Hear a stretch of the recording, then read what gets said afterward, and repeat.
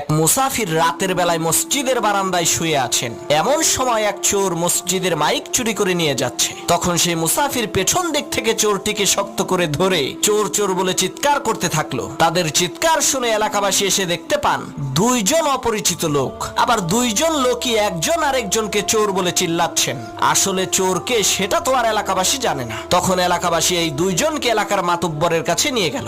মাতুব্বর বললেন, তোরা দুইজনেই চোর, তোদের শাস্তি হলো সকাল পর্যন্ত তোরা দুইজনে আত্মহত্যায় মারা যাওয়া এই লাশ পাহারা দিবি। আমরা কেউ এই লাশের কাছে থাকবো না। তাদের দুইজনকে লাশের পাশে বেঁধে রাখা হলো। তখন মুসাফির বলছে, আল্লাহ, শেষকালে তুমি আমারে চোর বানাই দিলা। আর সেই চোর বলছে, তুই আমারে ধরলি কেন বল? এই কারণেই তো তুই চোর হইলি। তখন সেই লাশ বলে উঠলো, পাইছি রে পাইছি, আসল চোর রে পাইছি। লাশের কথা শুনে চোর আর মুসাফির প্রচন্ড ভয় পেয়েছে। তখন লাশ বলে উঠলো, আমি মরি নাই, মরার ভান ধরেছিলাম আসল চোরকে ধরার জন্য।